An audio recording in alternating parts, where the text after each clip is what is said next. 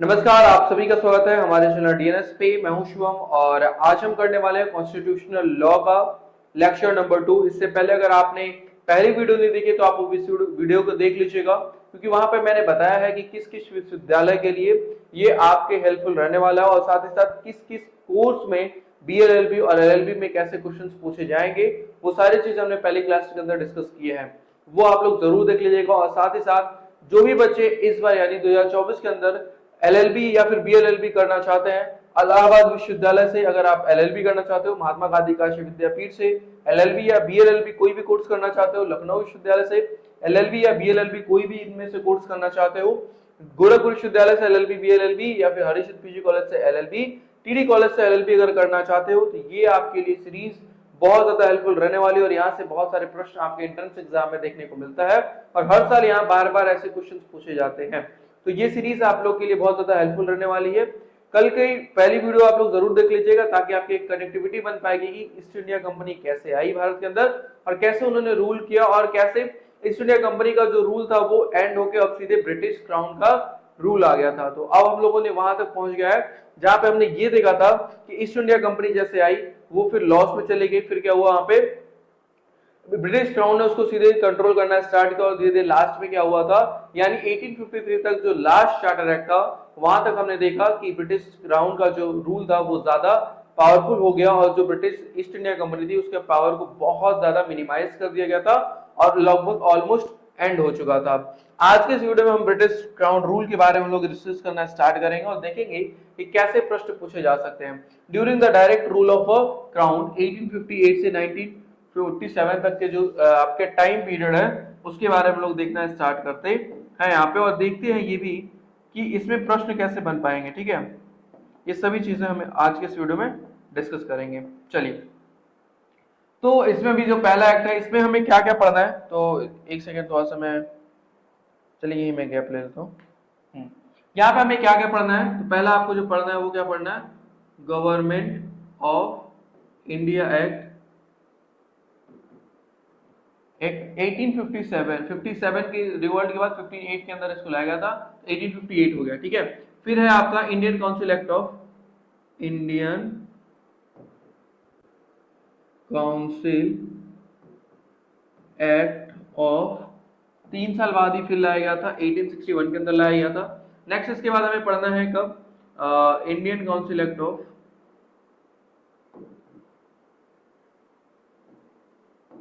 Act of 1892 हो गया। ठीक है, इसके बाद हमें पढ़ना है Indian council act of,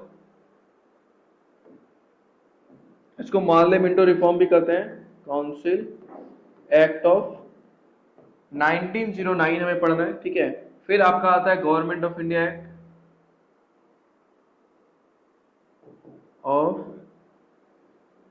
India act 1909, यहाँ पे 1909, सॉरी एक सेकेंड, ये है आपका 1909 के अंदर है, ये आपका 92 है और ये आपका क्या हो जाएगा एक्ट 1990, इसको मॉन्टेस्क्यू चेम्सफोर्ड रिफॉर्म भी कहते हैं। और लास्ट है आपका government of India act of India act 1935। ये वो एक्ट्स हैं जो आपको पढ़ना है, बहुत इंपॉर्टेंट रहने वाला है। इसमें क्या क्या चेंजेस किए गए थे ये हम डिस्कशन करना स्टार्ट करेंगे।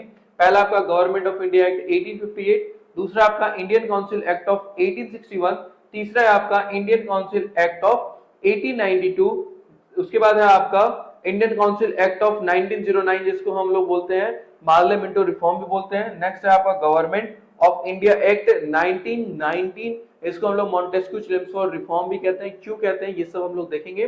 और लास्ट है आपका जो कि one of the most important रहने वाला है और बहुत सारी जो चीजें कॉन्स्टिट्यूशन के अंदर आज भी हैं वो गवर्नमेंट ऑफ इंडिया एक्ट 1935 से लिया गया है, अडॉप्ट किया गया है वहां से। तो ये सारी चीजें आज की इस क्लास में देखेंगे। और ये जो टाइम पीरियड मैं आपको बता रहा हूँ यहाँ पे क्या है, ब्रिटिश क्राउन का सीधे रूल है।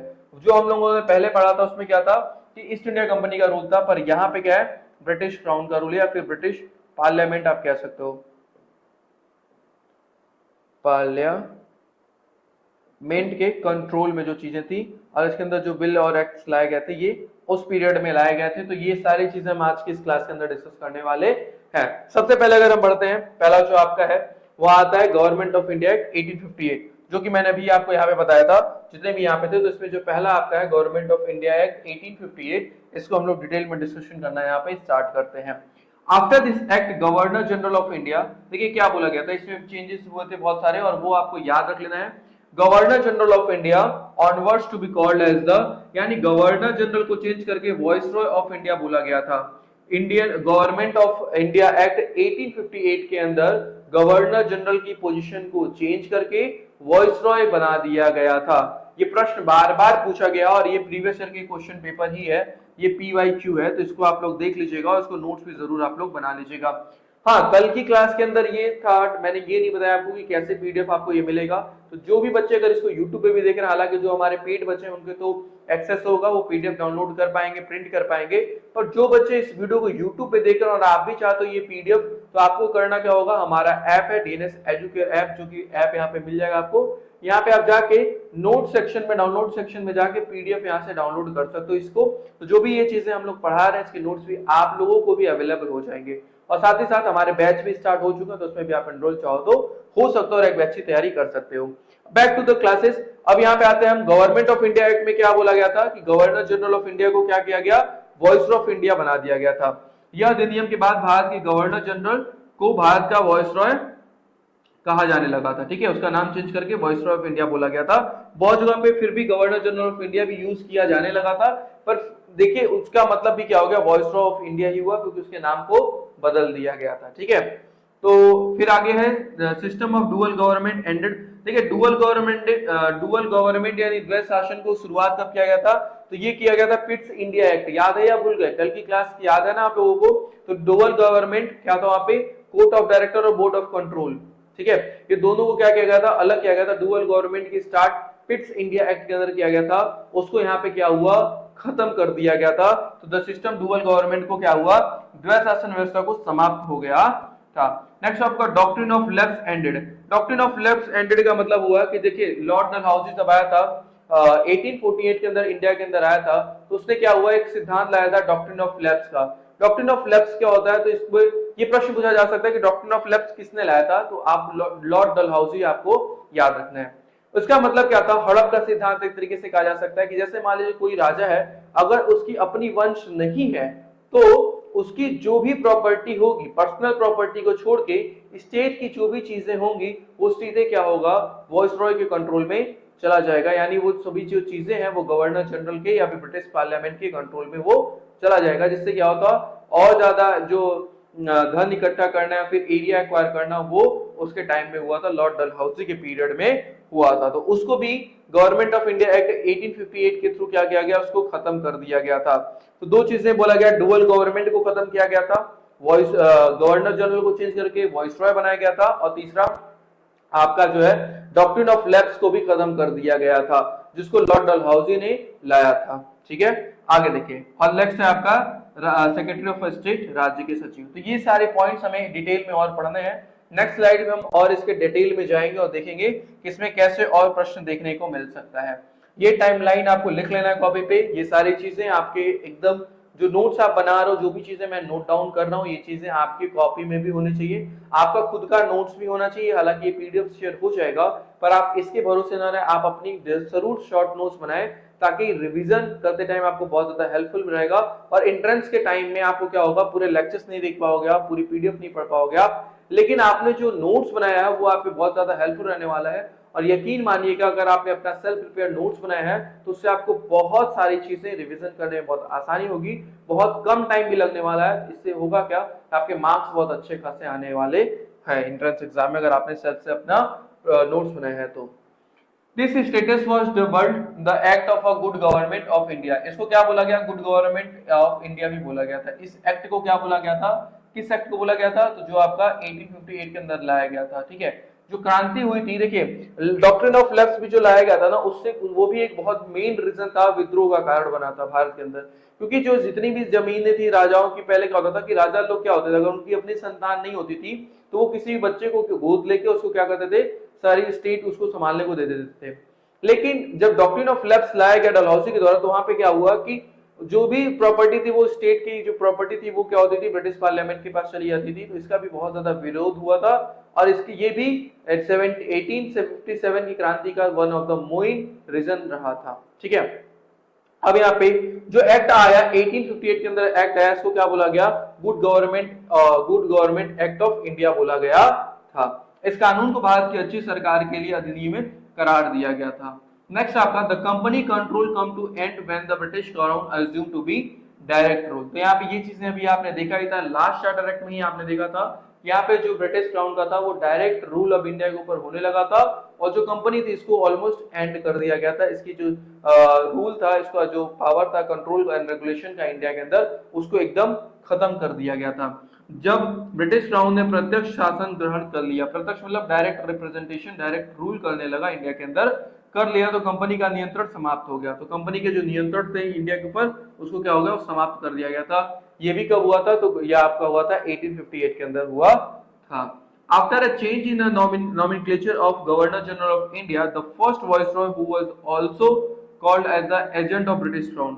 तो देखिए फर्स्ट वॉइसरॉय को हम लोग क्या बोलते हैं, या फिर वॉइसरॉय को हम लोग क्या बोलना स्टार्ट किए, तो agent of the British crown बोलना स्टार्ट किया गया, क्योंकि ये डायरेक्ट रिप्रेजेंटेशन किसका था, ब्रिटिश क्राउन का था इंडिया के अंदर। और वो कौन था, वॉइसरॉय था, जिसको हम लोग एजेंट भी बोलना शुरू किए थे। और वो कौन बने थे, तो लॉर्ड कैनिंग बने थे। लॉर्ड कैनिंग क्या बने थे, यहाँ पे आपके फर्स्ट वॉइसरॉय बने थे। ये भी PYQ ही है, ये डिफरेंट कॉलेज में ये बार बार प्रश्न पूछा जा चुका है। तो ये आपको याद रख लेना है कि फर्स्ट वॉइसरॉय कौन बना, लॉर्ड कैनिंग बने थे। फर्स्ट गवर्नर जनरल कौन बना था, ये भी आपको याद रखना है। और ये भी आपको याद रखना है कि गवर्नर जनरल को वॉइसरॉय जब बनाया गया तो फर्स्ट वॉइसरॉय कौन बना था, लॉर्ड कैनिंग बने थे। ये आपको याद रखना है और इनको एजेंट भी कहा जाता था। जीजीआई ने नामांकन में परिवर्तन के बाद प्रथम वॉइसरॉय जिन्हें ब्रिटिश क्राउन कर का एजेंट भी कहा जाता था, लॉर्ड कैनिंग नियुक्त किया गया था। तो लॉर्ड कैनिंग क्या थे, फर्स्ट आपके वॉइसरॉय बनाए गए थे। This act terminated the concept of dual government. इसने डुअल गवर्नमेंट को भी खत्म किया था, यानी 1858 का जो था इसके एक्ट जो था, इसके अंदर डुअल गवर्नमेंट को भी हटा दिया गया था। लाया कब गया था, पिट्स इंडिया एक्ट के अंदर। और for by Pitts India act Indian act, ठीक है, यानी यह अधिनियम ने Pitts India act India act द्वारा प्रस्तुत दोहरी सरकार की अवधारणा को समाप्त कर दिया था। ठीक है, तो जो पिट्स इंडिया एक्ट के द्वारा दोहरी सरकार की अवधारणा थी, इसको खत्म कर दिया गया था। इसका रीजन भी सिंपल सा ये था, अगर देखिए सेंट्रलाइजेशन ऑफ पावर होगा, यानी शक्तियों का केंद्रीकरण होगा, तो उसको कंट्रोल करना, उसको नियंत्रण करना, उसको मैनेज करना बहुत आसान हो जाएगा। ठीक है, जैसे मान लीजिए कॉलेज में भी क्या होता है, पहले टीचर्स होते हैं, टीचर्स के बाद क्या होते हैं, वाइस प्रिंसिपल होते हैं, प्रिंसिपल होते हैं, फिर क्या होते हैं आपके मैनेजर हो जाते हैं, फिर लास्ट में एडमिन होते हैं। वो क्या करते हैं, पूरी चीजों को कंट्रोल कर लेते हैं, सबसे ऊपर बैठ के क्या होता है, सभी चीजों को वो कंट्रोल कर लेते हैं।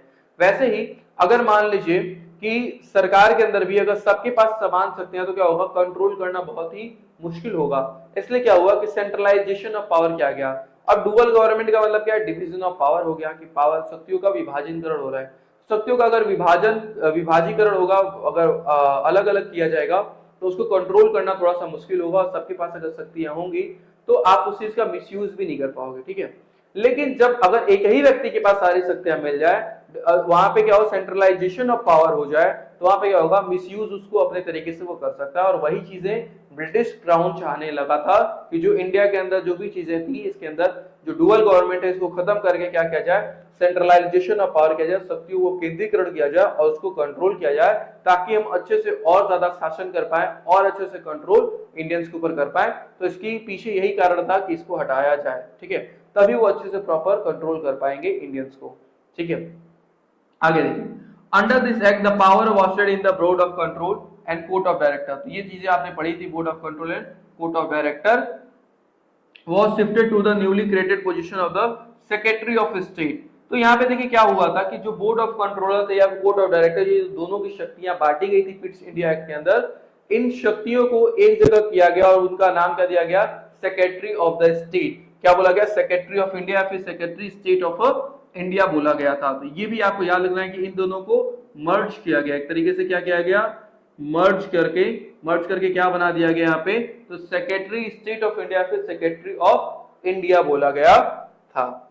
Who was a member of a British cabinet and representation to the parliament to the India Council। तो ये बोला गया कि यह अधिनियम के तहत बोर्ड ऑफ कंट्रोल और कोर्ट ऑफ डायरेक्टर में निहित शक्तियों को भारत के सचिव के नव निर्मित पद पर स्थानांतरित कर दिया गया, जो ब्रिटिश कैबिनेट का सदस्य था और संसद के प्रति जिम्मेदार था। ठीक है, तो यहाँ पे बेसिकली आपको बस ये याद रख लेना है कि board of control and court of director को हटा के सेक्रेटरी ऑफ स्टेट बना दिया गया था। ये चीजें आपको यहाँ से देख लेनी है। ठीक है, नेक्स्ट हम आगे बढ़ते हैं। 15 member council were constituted to assist the secretary of state. तो सेक्रेटरी ऑफ स्टेट को असिस्ट करने के लिए कितने लोग बना दिए गए थे? तो 15 मेंबर की काउंसिल बनी थी। ठीक है, जिसके अंदर 15 मेंबर के काउंसिल थे, जो क्या करते थे? सेक्रेटरी ऑफ स्टेट, जो कि अभी आपने देखा कि बोर्ड ऑफ कंट्रोल और कोर्ट ऑफ डायरेक्टर को मर्ज करके उन दोनों को रिप्लेस करके सेक्रेटरी ऑफ स्टेट बनाया गया था। उनकी सलाह के लिए काउंसिल बनाई गई थी, जिसमें 15 लोग शामिल थे। ठीक है, भारत की जिम्मेदारियों को निभाने के लिए राज्य सचिव की सहायता के लिए 15 सदस्यीय परिषद की गठन किया गया था। Also was the act Dalhousie infamous doctrine of lapse. Doctrine of lapse मैंने भी आपको आई थिंक समझा ही दिया पूरा, आई थिंक है मैंने बहुत अच्छे से समझाया। वॉज अबॉलिश, तो इसको अबॉलिश किया गया था। कब किया गया था? 1858 के एक्ट के अंदर ये किया गया था। तो ये अभी हम लोग जो भी चीजें पढ़ रहे हैं ये 1858 के एक्ट को ही पढ़ रहे हैं। साथ ही इस अधिनियम में डलहौजी की कुख्यात व्यपंगत के सिद्धांत, ठीक है, को भी समाप्त कर दिया गया था। क्या किया गया था? समाप्त कर दिया गया था। नेक्स्ट हम आगे बढ़ते हैं। इंडियन काउंसिल एक्ट 1861 के बारे में हम लोग देखना स्टार्ट करते हैं। अभी हमने गवर्नमेंट ऑफ इंडिया एक्ट 1858 पढ़ा। अब हम नेक्स्ट 3 साल बाद जो इंडियन काउंसिल एक्ट क्या है आपका, इंडियन काउंसिल एक्ट ऑफ 1861, इसके बारे में कुछ इंपॉर्टेंट पॉइंट्स, कैसे क्वेश्चन पूछे जा सकते हैं, इसको हम लोग डिस्कशन करना स्टार्ट करते हैं। This legislation attempted to restart the decentralisation process. अब फिर यहाँ पे क्या हुआ? डिसेंट्रलाइजेशन प्रोसेस स्टार्ट किया गया था। ठीक है, पहले क्या हुआ? पिट्स में क्या हुआ? तो पिट्स में आपने देखा कि यहाँ पे भी डिसेंट्रलाइज किया गया। ठीक है, डिसेंट्रलाइज किया गया। लेकिन फिर आपने देखा कि गवर्नमेंट ऑफ इंडिया एक्ट जो आपका था 1858 के अंदर क्या हुआ? इसको फिर सेंट्रलाइज किया गया, इसको फिर सेंट्रलाइज किया गया, यानी शक्तियों को उल्टा ले गया गया। लेकिन फिर यहाँ पे क्या हुआ? डिसेंट्रलाइज प्रोसेस को स्टार्ट किया गया, allocating legislative power to the government of Madras, Bombay, which had been headed by the 1833 Charter Act। ठीक है, तो यहाँ पे फिर जनरली इन लोगों को उलझा के रखा जाता है, मतलब इंडियंस को, हम लोगों को क्या कर रहे थे, ये सब एक बार सेंट्रलाइजेशन कर रहे हैं, एक बार डिसेंट्रलाइज कर रहे हैं। तो इन्हीं सब चीजों में क्या हो रहा है कि हम कुछ कर रहे हैं, हम कुछ कर रहे हैं। कहावत सुना होगा आपने, दो दोस्त थे, तो दोस्तों को एक काम मिला कि एक लोग को क्या करना है, गड्ढा खोदना है, गड्ढा खोदना है, और दूसरे व्यक्ति को क्या करना है, पेड़ लगाना है। ठीक है, और फिर दूसरा व्यक्ति जिसने गड्ढा करता है उसने उसको मिट्टी ऊपर से डाल देना है। तो क्या हुआ, एक दिन जो पेड़ लगाने वाला उसका दोस्त था वो आया नहीं। तो ये कहता है कि अब मुझे तो कुछ काम करना ही है, मुझे तो काम करना ही है। ये जाता है, गड्ढा खोदता है और फिर उस पर मिट्टी डाल देता है। ऐसे वो करके शाम तक चला आता है। तो पूछा गया कि आज आपने कितना काम किया? तो बोलता है कि मैंने 20 गड्ढा खोदा और उसको पाट दिया। तो बोला क्या पेड़ कितने लगाए गए? तो बोलता है कि 0। तो वही हाल कुछ ब्रिटिशर्स का भी था, जो इंडिया के अंदर हम लोग के साथ कर रहे थे। एक बार सेंट्रलाइजेशन ऑफ पावर, एक बार डिसेंट्रलाइजेशन ऑफ पावर, यही वो करके क्या कर रहे थे, हम लोग को घुमा रहे थे, चकमा दे रहे थे, और हमारे ऊपर शासन करके हमारे रिसोर्सेज को वो लेके अपने देश में जा रहे थे। तो आपने यहाँ देखा। अब हम 1861 के में आते हैं, तो देखा गया this legislation attempted to restart the decentralisation process by allocating legislative power to the governors of Madras and Bombay, which had been headed by the 1833 of the Charter Act। इस कानून में मद्रास और बॉम्बे के राज्यपालों की विधायी शक्तियां, क्या विधायी शक्तियां, लेजिस्लेटिव पावर को क्या किया गया था, आवंटित करके विकेंद्रीकरण प्रक्रिया को फिर से शुरू करने का प्रयास किया, जिसमें 1833 के चार्टर अधिनियम द्वारा रोक दिया गया था। तो जिसको रोका गया था उसको फिर से इन्होंने क्या किया था, स्टार्ट कर दिया। ठीक है, फिर क्या हुआ, डिसेंट्रलाइजेशन प्रोसेस को स्टार्ट कर दिया था यहाँ पे, bye including Indians in the legislative council. और इंडियंस को भी क्या हुआ यहाँ पे इंक्लूड करना स्टार्ट कर दिया गया था, यानी लेजिस्लेटिव काउंसिल के अंदर इंडियंस को भी क्या हुआ था, वहां पे अपॉइंट करना स्टार्ट कर दिया गया था यहाँ पे। ठीक है, आगे हम बात करते हैं। This legislative establish the institution of the representation. इस कानून में विधान परिषद में भारतीयों को शामिल करने की प्रतिनिधित्व की संस्था की स्थापना की गई थी। तो यहाँ पे भारतीयों को भी इसमें मौका देने जाने लगा था, पर सभी को नहीं मौका मिलता था। कुछ 3 लोगों को ही यहाँ पे मौका मिला था और उनको भी बहुत बस एक नाम करने के लिए उनको रख लिया गया था, उनकी कोई भी शक्तियां उनको नहीं दी गई थी बस, ठीक है। यहां से अब आपको ये देख लेना है कि इसमें फिर डिसेंट्रलाइजेशन ऑफ प्रोसेस स्टार्ट हो गया था, ठीक है। चलिए आगे बढ़ते हैं। नेक्स्ट है आपका some Indian nationals who were nominated as a non official member in the council. इस काउंसिल में नॉन ऑफिशियल मेंबर के रूप में भारतीयों को चयनित किया गया था। उनके नाम कुछ इस प्रकार हैं। कुछ भारतीय नागरिक जिन्हें इन परिषद में गैर आधिकारिक सदस्य के रूप में शामिल नामित किया गया था, उनके नाम थे राजा ऑफ बनारस, बनारस के राजा को ऐड किया गया था, महाराजा ऑफ पटियाला, और तीसरे क्या थे सर दिनकर राव, ठीक है। ये तीनों लोग को क्या हुआ था यहाँ पे रखा गया था, तीनों लोग को यहाँ पे रखा गया था, नॉमिनेटेड किया गया था non official member of the council के अंदर इनको रखा गया था। तो ये प्रश्न भी पूछा जा सकता है एंट्रेंस एग्जाम में कि किन लोगों को नॉन ऑफिशियल मेंबर काउंसिल के अंदर रखा गया था, तो आपको वो नाम याद होने चाहिए। ये तीनों नाम आपके दिमाग में होना चाहिए, इसका नोट्स आपके पास जरूर होना चाहिए, इसकी चीजों को आप नोट कर लीजिएगा। नेक्स्ट हम आगे बढ़ते हैं। आगे आपका two important powers were added within the area of influence the viceroy and the were making rule of during the emergency time। तो इमरजेंसी टाइम के अंदर देखिए क्या हुआ, और ये चीजें आज भी चली आ रही है हमारे भारत देश के अंदर। ऑर्डिनेंस मेकिंग पावर जो है ये आज भी हमारे देश के अंदर चीजें चल रही हैं, जो कि उस समय से ही लागू किया गया था। Influence of a viceroy and where the making rule during the emergency. तो वॉइसरॉय के पास, जो कि गवर्नर जनरल था, उसको वॉइसरॉय किया गया, उसके पास ये शक्ति थी कि इमरजेंसी टाइम के समय में which is known as the ordinance making power. क्या था? ऑर्डिनेंस मेकिंग पावर किसके पास था? तो वॉइसरॉय के पास इमरजेंसी के समय में ordinance making power. Ordinance making मतलब कि उनके पास कानून बनाने की शक्तियां थी।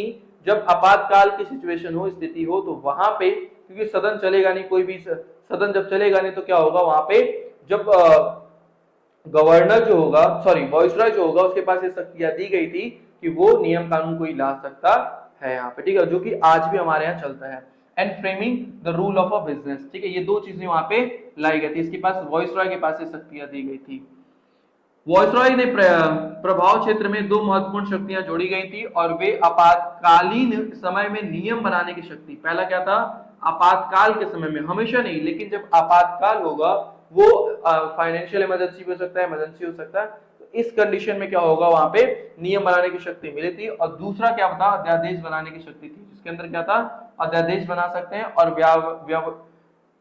व्यवसाय के नियम बनाने की शक्ति के रूप में जाना जाता है, ठीक है। तो ये दो चीजें उनको दिया गया था, शक्ति दिया गया था वॉइसरॉय को। आज के समय में देखिए, if we look at the president of India, अगर आज के समय में हम प्रेसिडेंट ऑफ इंडिया को देखें, राष्ट्रपति को देखें, पावर अंडर आर्टिकल 77 के अंदर इनकी शक्तियों के बारे में दिया गया है, जहां पे बोला गया कि which respect to rule of business, वहां पे रूल ऑफ बिजनेस की बात बोला गया है। एंड अंडर द आर्टिकल 123, देखिए ये क्वेश्चन पूछा जा सकता है, under article 123 ordinance making power government के पास है, यानी गवर्नमेंट सॉरी प्रेसिडेंट के पास क्या है? Ordinance making power under article 123, जो कि इस समय से लिया गया है, ठीक है। तो ये चीजें आपको देख लेनी है कि इंडियन काउंसिल एक्ट ऑफ 1861 से क्या क्या चीजें लिया गया है। वॉइसरॉय के पास ऑर्डिनेंस मेकिंग शक्तियां थी, और वही चीज आज के समय में प्रेसिडेंट के पास भी है, वो आर्टिकल 123 के अंदर दिया गया है, ऑर्डिनेंस मेकिंग पावर, ठीक है। पर ये होता कब है? ड्यूरिंग इमरजेंसी, इमरजेंसी आपातकाल के सिचुएशन में ही होता है। यदि हम देखें तो भारत के राष्ट्रपति को अनुच्छेद 77 के तहत व्यापार के नियमों के संबंध में और अनुच्छेद 123 के तहत अध्यादेश बनाने की शक्ति का वर्णन किया गया है यहाँ पे, ठीक है। नेक्स्ट आगे बढ़ते हैं। लॉर्ड कैनिंग, अब लॉर्ड कैनिंग के बारे में देखिए, has started the portfolio system. ये भी पूछा जा सकता है। पोर्टफोलियो सिस्टम का मतलब ये होता है कि हर डिपार्टमेंट का, ये मान लीजिए सरकार है, कि क्या करेगी? अलग अलग डिपार्टमेंट बना देगी। अब अलग अलग डिपार्टमेंट बनाने का मतलब है कि कोई भी अगर चीज इससे रिलेटेड है, अलग अलग डिपार्टमेंट से रिलेटेड है, तो वहां पे उसका जवाबदेही, उसकी रिस्पॉन्सिबिलिटीज उस डिपार्टमेंट की होगी। जैसे रेलवे डिपार्टमेंट हो गया, ट्रांसपोर्ट हो गया, ठीक है, एजुकेशन हो गया, हेल्थ हो गया, स्पोर्ट हो गया, डिफरेंट डिफरेंट, मतलब आपके होम मिनिस्टर्स हो गए, अलग अलग मिनिस्टर्स बना दिए गए, जिससे क्या हो कि वो एक पोर्टफोलियो बन गया कि ये आप लोग सभी लोग अपना अपना काम अलग अलग देखेंगे। इससे होगा क्या? प्रोडक्टिविटी भी बढ़ेगी, यानी उनके जो काम करने का तरीका है वो भी बढ़ेगा, जवाबदेही भी बढ़ेगी, उनको जवाब भी देना पड़ेगा। ऐसे तो कह दो कि मेरा नहीं अंदर नहीं, उनके अंदर है, उनके अंदर नहीं, इनके अंदर है। लेकिन जहां पे क्लियर डिवीजन कर दिया कि भाई रोड से रिलेटेड जो भी चीजें हैं ये आपको ही देखना है, तो अब रोड पे अगर कोई सवाल आएगा तो उस पर आपको जवाब देना पड़ेगा, आप रिस्पॉन्सिबल हो उस चीज के लिए, आप आंसरेबल हो उस चीज के लिए। तो यहाँ पे पोर्टफोलियो सिस्टम को बनाया गया था, किसके द्वारा बनाया गया था, तो लॉर्ड कैनिंग के द्वारा बनाया गया था। और ये प्रश्न पूछा जा सकता है, तो लॉर्ड कैनिंग के द्वारा स्टार्ट किया गया था पोर्टफोलियो सिस्टम को। Later this portfolio system has led foundation to the cabinet form of a government in India. और आज के समय में अगर आप देखोगे तो कैबिनेट मिनिस्टर्स उसी को बनाया गया। तो जो पोर्टफोलियो सिस्टम था वो पहले जो पोर्टफोलियो सिस्टम था आज वो वर्तमान समय में कैबिनेट के फॉर्म में है, यानी कैबिनेट मंत्री बोलते हैं ना, तो वो क्या कैबिनेट के फॉर्म में आज भी है। और पोर्टफोलियो सिस्टम का हेल्प आप समझते ही हो कि कितना आसानी से यहाँ पे सभी लोग को आंसरेबल बनाया जा सकता है और सभी लोग इसका जवाब दे पाएंगे। अपनी जिम्मेदारियों से कोई मुकर नहीं सकता। पोर्टफोलियो सिस्टम से कैबिनेट मिनिस्टर अगर बनाया गया तो आपको उस चीज का जवाब देना होता है। लॉर्ड कैनिंग ने पोर्टफोलियो प्रणाली का प्रारंभ किया। तो क्वेश्चन ये सीधे पूछा जा सकता है कि पोर्टफोलियो प्रणाली को किसने शुरुआत किया था, तो वो आपके दिमाग पे एकदम होना चाहिए, लॉर्ड कैनिंग के द्वारा पोर्टफोलियो प्रणाली की शुरुआत की गई थी। बाद में इस पोर्टफोलियो को क्या किया गया था, प्रणाली में भारत के सरकार के कैबिनेट स्वरूप के नींव रखी गई थी। तो उसी को बाद में फिर क्या हुआ कि कैबिनेट के फॉर्म में इस चीज को रखा गया था।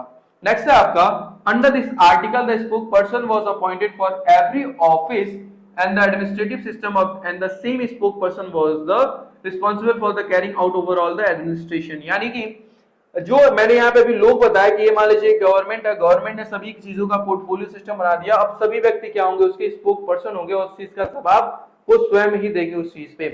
इस अधिनियम के तहत प्रशासनिक व्यवस्था में प्रत्येक कार्यालय के लिए, प्रत्येक जो भी कार्यालय अलग अलग है उन सभी कार्यालय के लिए प्रवक्ता की नियुक्ति की गई और वही प्रवक्ता संग्रह प्रशासन के संचालन के लिए भी उत्तरदायी होता है। तो प्रवक्ता बनाया गया, यानी इसका जवाबदेही आंसरेबल भी आप होगे और इसकी जो चलाने की संचालन है, यानी इसको कैसे रेगुलेट करना है, कैसे मैनेज करना है, ये भी रिस्पॉन्सिबिलिटी आपकी है। यानी आप उस चीज के जवाब आपको देना पड़ेगा, ठीक है, उस चीज से रिलेटेड कोई भी चीजें होंगी तो।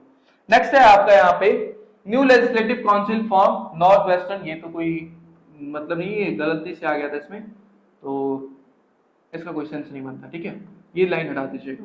ठीक, आगे बढ़ते हैं। There will be no discussion on the legislative council over the executive action.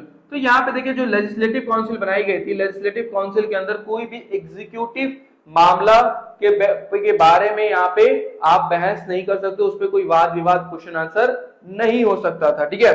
कार्यकारी कार्रवाई पर विधान परिषद में कोई चर्चा नहीं होती थी, ठीक है।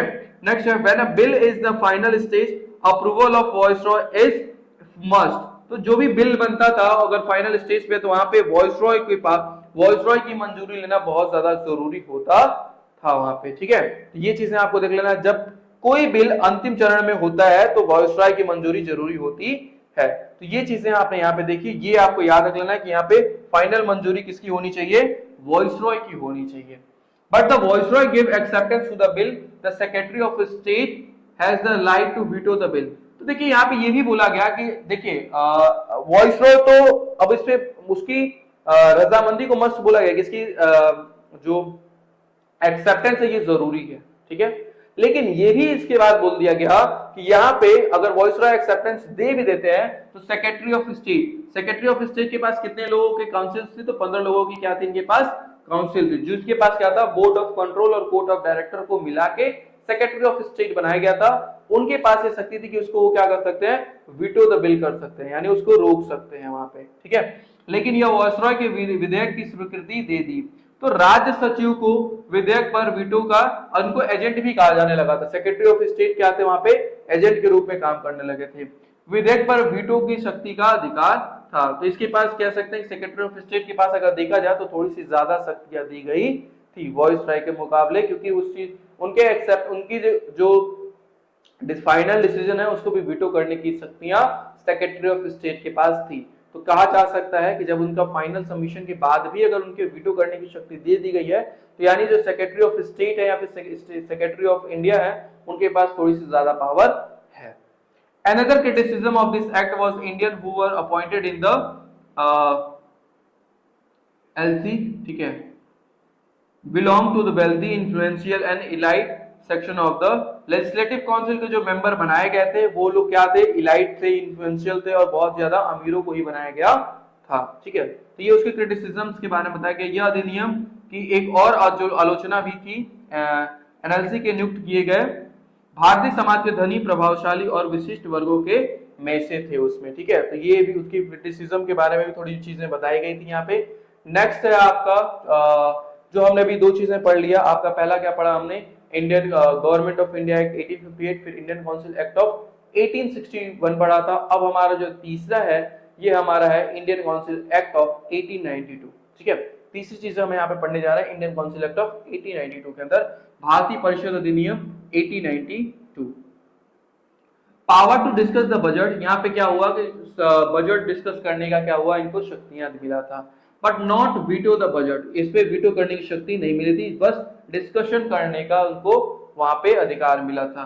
बजट पर चर्चा करने की शक्ति थी, लेकिन बजट पर मतदान करने की शक्ति नहीं थी। ये किसमें था, तो 1892 के अधिनियम के तहत क्या था कि बजट पे आप चर्चा तो कर सकते हो, पर वहां पे आपको वोट देने का अधिकार नहीं रखा गया था। ठीक है, indirect election for the central legislative council, यहाँ पे केंद्रीय विधान परिषद में अप्रत्यक्ष चुनाव होना शुरू हुआ था।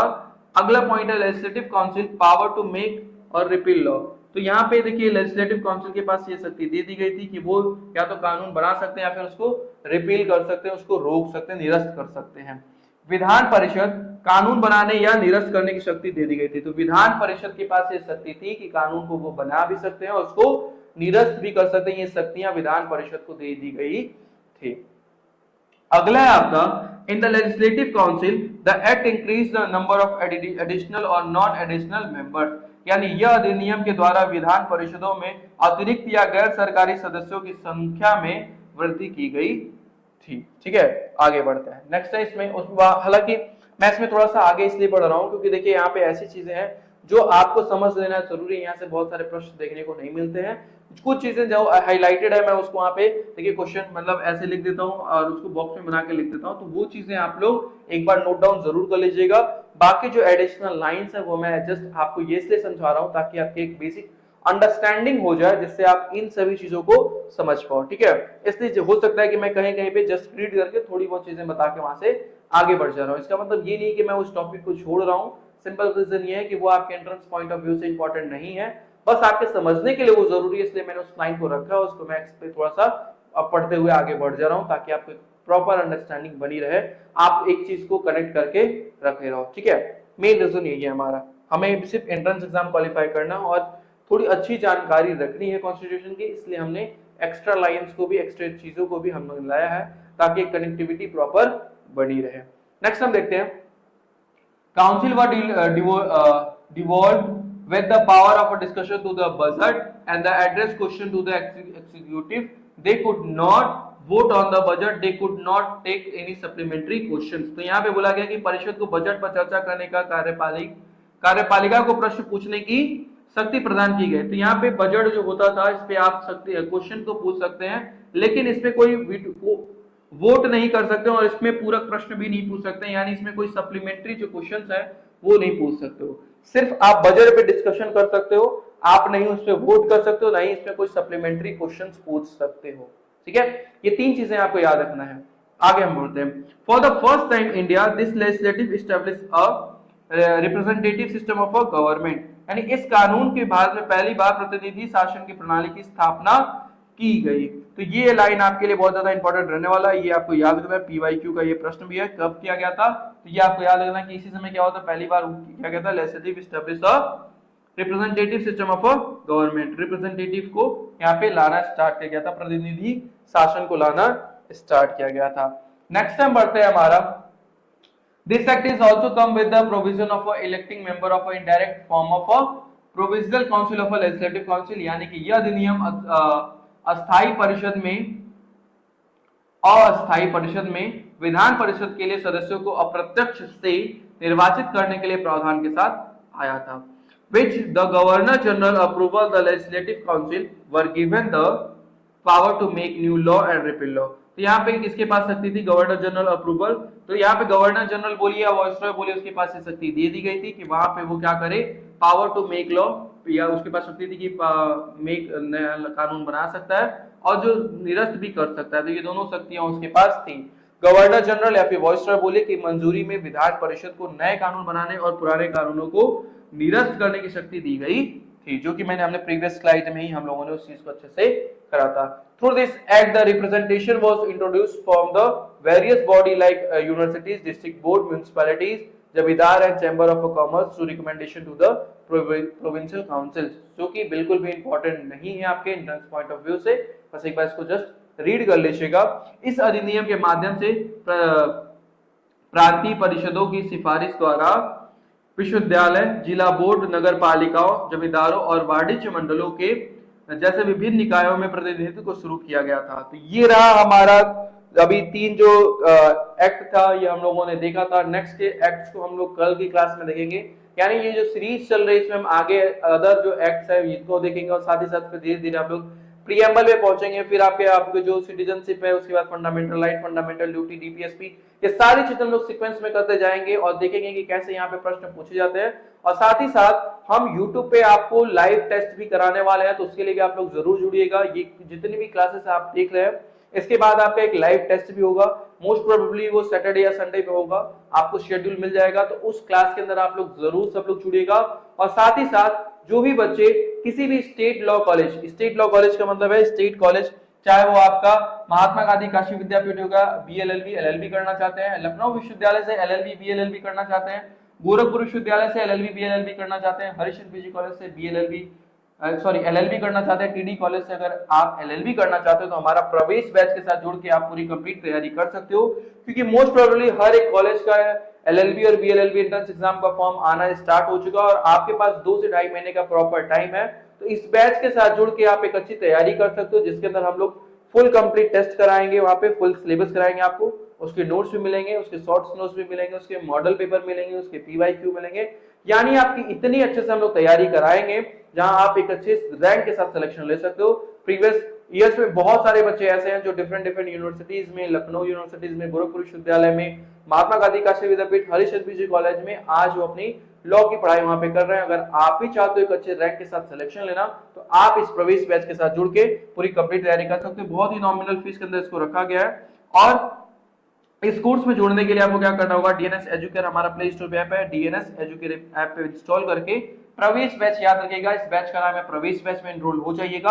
और कोई इन्फॉर्मेशन चाहिए तो हमारा ऑफिस का नंबर है 6387986764 पे कॉल करके इन्फॉर्मेशन ले सकते हो और इस बैच के साथ जुड़ के आप अच्छी तैयारी कर सकते हो। और साथ ही साथ एक चीज और इंपॉर्टेंट है, इलाहाबाद विश्वविद्यालय बच्चों के लिए, जो भी बच्चे इलाहाबाद विश्वविद्यालय से एलएलबी करना चाहते हैं, आप लोगों के लिए भी एक बहुत अच्छा मौका है, जहां पे हम लोग पर्टिकुलरली इलाहाबाद विश्वविद्यालय के लिए भी बैच लेके आए हैं। ये कॉन्स्टिट्यूशनल लॉ की वीडियो आप लोगों के लिए बहुत ज्यादा इंपॉर्टेंट रहने वाली है। आपके क्वेश्चंस के लेवल थोड़े से हाई रहेंगे तो उसको हम लोग उसी लेवल से कराने वाले हैं, और ये सारे प्रश्न आपके अगर इस वीडियो को देख रहे हो तो वो सारी चीजें बन जाएंगी। तो इलाहाबाद विश्वविद्यालय के लिए हम लोग सेपरेट बैच ला चुके हैं एलएलबी के लिए। तो जो भी बच्चे जिनका भी सपना है कि एक सेंट्रल यूनिवर्सिटीज में लॉ करें, उनके लिए one of the best universities आपकी इलाहाबाद विश्वविद्यालय रहने वाली है।